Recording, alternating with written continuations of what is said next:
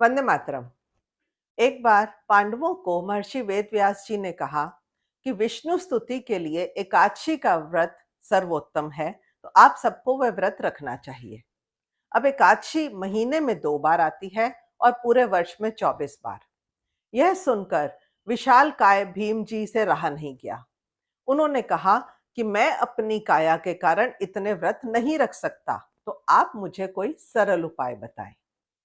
इस पर महर्षि वेदव्यास जी ने कहा कि आप ज्येष्ठ मास के शुक्ल पक्ष की एकादशी को ही केवल व्रत रखिए, जिसे निर्जला एकादशी कहते हैं, क्योंकि इस एक व्रत में पूरे 24 व्रतों का पुण्य आपको प्राप्त हो जाएगा। तो ये महानता है निर्जला एकादशी के व्रत की। इसे हम इसीलिए भीमसेनी एकादशी भी कहते हैं। इस दिन व्रत रखने वाला व्यक्ति पूरा दिन ना कुछ खाता है ना कुछ पीता है और विष्णु स्तुति करते हैं। साथ ही इस दिन ठंडी चीजों को दान देने की भी रीत है, जैसे मटका, सुराही, पानी, शरबत आदि। और आप सबने देखा होगा कि इस दिन बहुत से लोग मीठे पानी की छबील भी लगाते हैं, तो यह भी निर्जला एकादशी का ही एक हिस्सा है।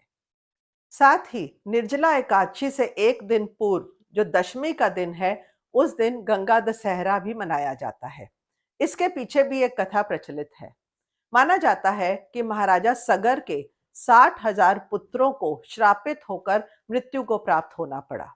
उनकी मुक्ति के लिए महाराजा सगर को मां गंगा को धरती पर उतारना था, जिसके लिए उन्होंने बहुत तपस्या की, पर वह सफल नहीं हुए। उसके बाद उन्हीं के कुल के कई राजाओं ने ये तपस्या की। अंत में महाराजा भगीरथ अपनी घोर तपस्या के कारण इस कार्य में सफल हुए और ब्रह्मा जी ने मां गंगा को धरती पर उतारना स्वीकार किया।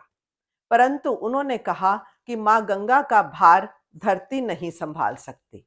तो महाराजा भगीरथ ने शिव शंभु से प्रार्थना की, जिन्होंने अपनी शिखाओं में मां गंगा को उतारा और वहां से ये धरती पर अवतरित हुई, इसी दिन जिसे हम गंगा दशहरा कहते हैं।